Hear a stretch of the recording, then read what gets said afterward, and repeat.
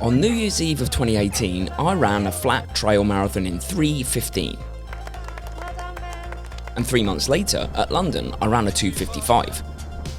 And this wasn't a fluke. I've used the same strategies to take my half marathon from 1:23 to 1:16, 10k from 38 to 35, and my 5k time from 18:18 to 17:15.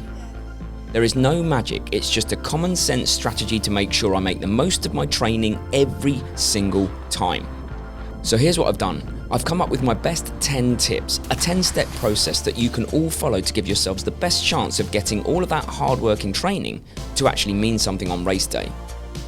5 training tips and 5 race day tips. And watch your best times tumble. Here's point number 1, probably the most important one I'm going to make. I prioritize consistency over speed. Let me explain a little. In the lead up to the marathon, the 3:15, I was doing tempo sessions, speed work, I was doing base work, and I got to the race, okay, but with a few niggles. And what I wanted to do is learn those lessons and then take them into the next few blocks that would get me to the London Marathon, prioritizing staying in the game, not missing a single session. And while I get it, everybody's different, what I did was learn my lessons about my body, and what my body best responds to is staying in the game. Even if the majority of my runs were base, the fact that I was running was more important to me than getting the top end speed work. And to ensure I stayed in the game, I also did some prehab. I did things like go and see a physio. I did a lot more strength and conditioning. I got a run analysis. So in summary, I knew my weakness, I wanted to stay in the game, I prioritised my consistency. After ensuring I was consistent, my plan was to focus on the quality of the sessions that I was doing rather than adding quantity. I ran every other day, but when I had an aerobic base run, I made sure it was just that. And when I had a tempo run, which was as intense as I ever got, I nailed my target times or heart rates. It was usually based around my half marathon paces, because in my long runs, again, I'd make sure they were mainly aerobic based with some marathon specific hotspots. Every run had a purpose. There was no run wasted. So I'd be working on my aerobic base, my lactate threshold, and my marathon pacing, just not all at once. Quality ruled. One of the first things I did after running that first marathon is I looked at the lessons that I could take away from it. I mean, what's the point in running something and wanting to run another one if you don't learn those lessons? So the first thing I focused on was the pace that I ran that first marathon at. Like, how did it feel? And I ran it fairly conservatively because I was really worried. I'd never run a marathon before and I didn't know what I was going to feel like at kilometre 35 and beyond. I'd never gone that far in training. So I wanted to be able to look back and think, how much faster do I think I could have run that? Do I think I could have run it faster? I suppose that was the main lesson, but then I did also think about gel strategy. Did it work for me? Did I take them often enough or too much? What about the clothing I wore? Was there anything that I didn't agree with? Socks caused blisters, anything like that? Essentially, it was every lesson I could learn about how much more I could push it in the next race. And then I pushed it in the next race. And when it came to training, I tapered properly. I made sure that by race day, when it came to me on the start line, I was injury free and I was itching to go. I was ready and I was fresh. So I followed the evidence. It says that the golden period for training before a marathon is actually 8 to 4 weeks, and there is some benefit 3 weeks out, but after 3 weeks out it drops off a cliff, and really physiologically there's no benefit to training that near to a marathon, certainly not long runs.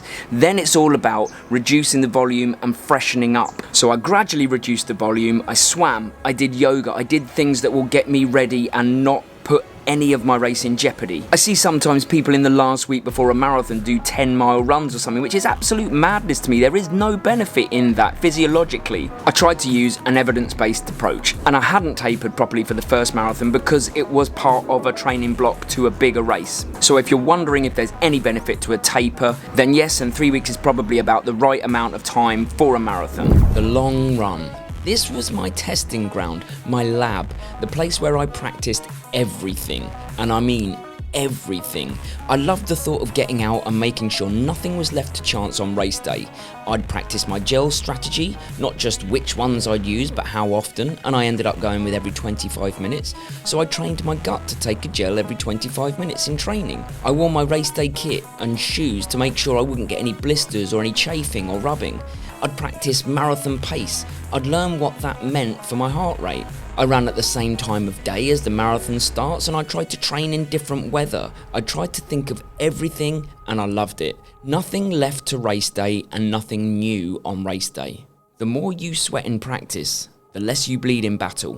Alright, now we're getting into it. This is what I did in terms of race day. I controlled the controllables, and what I mean by that is I didn't want to have to think any extra about anything come race day. So here's what I did. I mapped out, timed, practiced the walk to the start line, where I had to go, what tube stations where I had to walk to. All of it by race day was automatic, and actually there was lots of crowds walking the same way anyway, so I followed. I wore warm clothes all the way until about 20 minutes before the start. I just took a hoodie and some tracksuit bottoms off that I didn't want anymore, and I left them at the start line. Didn't want my muscles to be cold from waiting around in the pen for about an hour, I think. I had my gels packed, they were in my flip belt, everything was ready, my number was pinned on. I'd looked at where the water stations were on the route. Everything I could think about, I'd thought about. Obviously, that almost doesn't make sense. But I just needed to get to a point on race day where I had gone through everything that could possibly happen as a contingency plan, mapped it all out, controlled everything I could so that I could just purely focus on the race. If you followed the channel for a long time, then you'll know that I'm a planner. As in, I gotta have not just a plan, but I gotta have a backup plan. Ooh, angry dog. And a backup to my backup plan. So that's how I approach London. So my number one plan on the day, obviously, was to try and run a sub 3 hour marathon. That's the main thing for me, but I had to have a backup plan. So the backup plan was to finish the marathon feeling good, feeling happy. But the backup to the backup plan was finish the marathon regardless, walk it if I need to. They were my 3 plans that kind of went from A to B to C if needed. Here's how I achieved it. So I knew what pace I needed to run, 4:15s per kilometre. I knew what heart rate I needed to be in to survive the marathon, and I knew how that needed to feel. And all I did was monitor those 3 things in the race to make sure one of them wasn't out of sync, one of them spiked. So maybe I'm running 4:15s, but my heart rate is way too high for a 4:15. I would have to dial it back. That would be moving to plan B if I couldn't maintain that pace. Or on the flip side of that, if the pace was higher, a bit faster, but I considered the heart rate manageable, which is actually what happened on the day. I was running 4:10s, 4:11s instead of 4:15s, which doesn't sound much, but you know, go with me. But my RPE, my feeling of how hard it was, still felt pretty decent. Then I cracked on. I think I felt like I knew that I could control that pace. It wasn't 15 seconds per kilometre faster. It was 3 or 4, but it was enough. And that actually gave me the 2:55 instead of the 3. And you know what? Even if I had to revert to plan C, I wouldn't have cared. I would have just moved from A to B to C without emotion, because ultimately, finishing London Marathon is something that people can't take away from me. I've done that. I've finished London Marathon. I would have walked it if I had to, because it is such a wonderful, special race.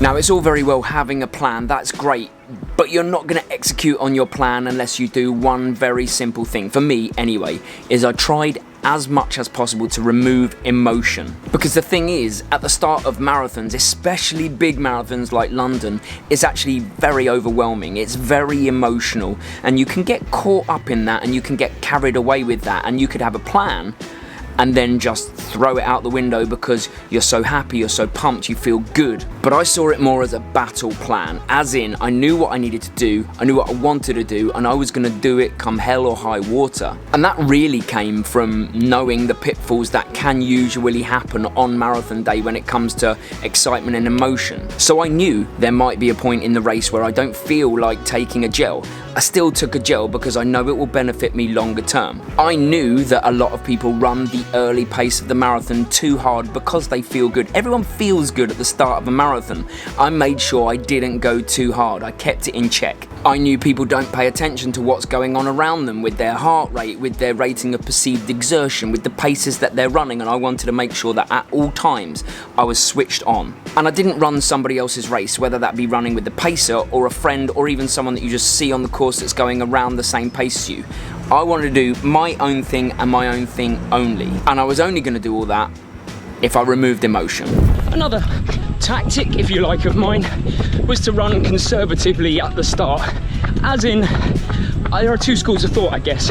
Some people like to make hay while the sun shines, while the going's good, run fast, pick up the pieces later, see if they can hold on. That's not for me. I want to enjoy my marathon. I want to enjoy every kilometre, not just the first half. So the way I planned it was get to the half feeling good, and I did. And then I got to 33k, still feeling decent. The aches and pains were creeping in, but I was like, by this point I knew I had it in the bag. I knew I had 9 kilometres of running left in my legs, no problem. So I was able to up the pace, very, very minimally, but I upped it. But that conservative approach saw me be able to run what we call a negative split, which is running the second half very slightly faster than the first half. And you know what? I enjoyed every single kilometre, not just the first 21, not just the first 33, every single one, because I built into the race, I executed my plan, and I tried to take the emotion of the day out of it where possible to make sure I didn't get carried away. I had a pacing plan. I actually had both a 1 kilometre pace plan and a 5 kilometre pace plan. As in, I knew I was aiming for 4 minutes 15 second kilometres to run a sub 3 hour marathon. But I wouldn't panic if, in the early stages, I was a little bit slower, as long as I could ensure that my 5k splits were about right. A good example was that of London. I needed a wee at about kilometre 2 because I'd been waiting around for the start for so long, and that kilometre was about 30 seconds slower, but rather than panic to catch up in the next kilometre, I decided to average about 10 seconds per kilometre faster for the next 3 to bring me back in line. And then I slowed the pace back down to the plan. This could also happen in crowded starts. You're going to have to go slower sometimes and pick your way through the crowd for a kilometre or two. But don't panic and catch up incrementally. And not that I knew that this was happening when I was doing it, or certainly not to this level during the marathon, but my 5k splits ended up being my finest pacing I've ever done. For me, absolute perfection. A very slight negative split. Chef's kiss. And if this video brought you any value, then consider subscribing to the channel, but no hard sell. But it is my birthday, so maybe make my birthday. And if you liked the video, then you're probably going to like this video, which is the 10 hard truths of running a marathon when you're over 35, which of course I'm nowhere near, I'm like 18 or something. And this video down here, which is a marathon training plan if you're interested in training for a marathon but don't know how or need the structure. There you go. And I will see you next Sunday.